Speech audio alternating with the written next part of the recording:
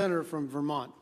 Mr. President, I was happy to join with both Senators Grassley and Cornyn on the EB-5 reform bill. Senator Cornyn's worked very hard on this, Senator Grassley have, and I have. And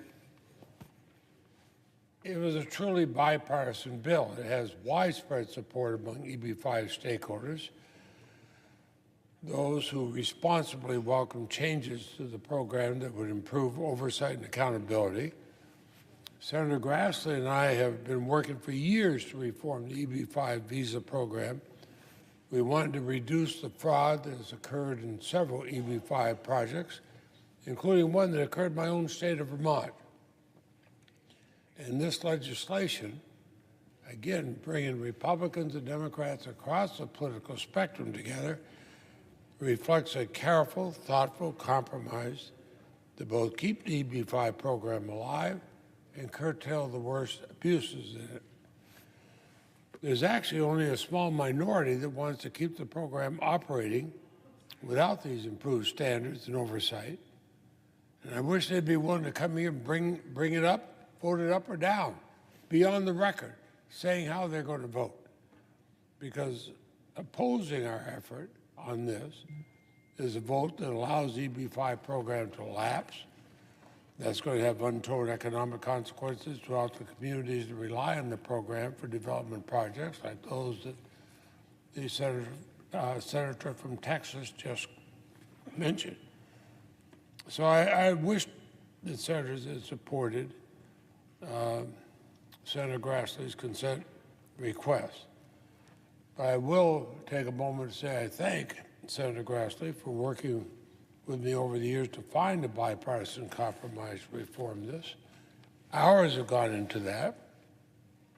He and Senator Cornyn and I and others have worked hard to have a compromise. I'm sorry that unanimous consent was objected to, especially as it means this will expire, and we won't have votes on improvements that could take part. I think it's a wasted opportunity.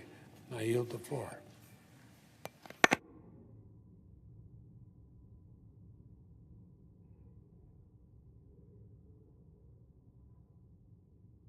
Actually, if others are waiting, let me say on another matter, Mr. President, it was 169 days ago the world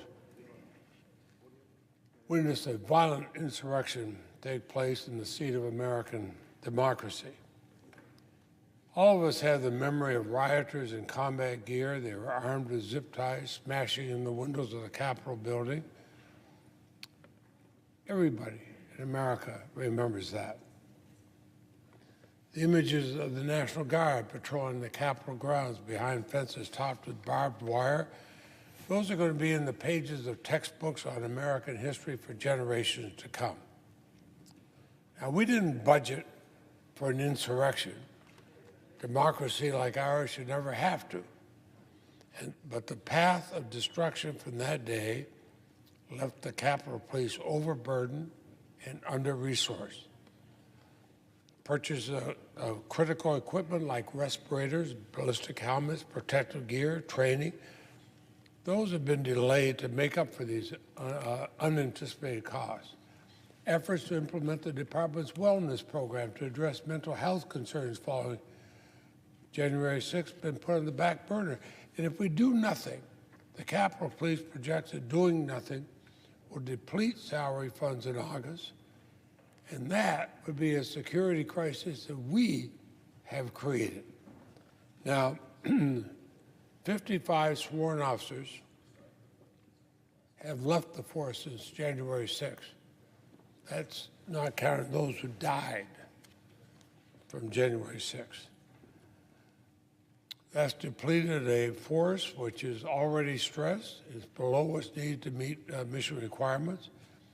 There's an urgent need to address the unanticipated costs associated with the attack on this building, including significant overtime pay, the need for hazard pay, and retention bonuses to keep dedicated officers from leaving the force. And the urgent need extends beyond the Capitol Police. Last week, the Secretary of Defense, testifying before the full Appropriations Committee, said that if we do not act, the National Guard will be forced to cut training in August as well. I met with the Green Mountain Boys who came from Vermont to secure the Capitol after January 6th. I thank them for their service. And I'm sure many other senators thank the Guard from their state. But if we don't act, our visits and thanking them, that's nothing more than empty words to the men and women who put their lives on the line for our country. And finally, the trauma that day is shared by every member of the congressional community, from the Speaker of the House to the dedicated support staff in the Capitol, staff we rely on every day to do our work. It should not be lost on us that we weren't the ones who went to sweep up the shattered glass and scrub the floors and walls of this building on that day and throughout the night. It was the people who work here. It should not be lost on us that during the darkest hours of the pandemic following the insurrection, these public servants came to work to clean our offices, ensure our safety, the safety of our staff, and boarded up shattered windows and broken doors. Now, we did not budget for both a pandemic and an insurrection. We were forced to rob Peter to pay Paul to keep our congressional community safe and healthy. But now necessary legislative branch projects lack the funding to move forward. And we ought to have the responsibility to address that. It's been 169 days since January 6th. It has been 169 days that Republicans and Democrats reconvened in this chamber in bipartisan defiance of those who sought to overthrow democracy and the rule of law through mob violence. But now, for 35 days, the House passed emergency supplemental to address the security and the mental health needs of the January 6th insurrection and the lingering scars of the COVID pandemic, have languished in the Senate. And why? Because Senate Republicans have refused to begin negotiations on a bipartisan path forward. So I'm urging my colleagues, begin these negotiations. The clock is ticking. My staff and I are, throughout the 4th of July recess, and we are willing to meet and talk with anybody to get these negotiations going. Because if we don't act, the Capitol Police are going to run out of funding in a very short time in August. And what we are saying, we're turning our backs on those who fought and bled and died on that day to protect us and defend this building and everything it stands for. How can we possibly do that?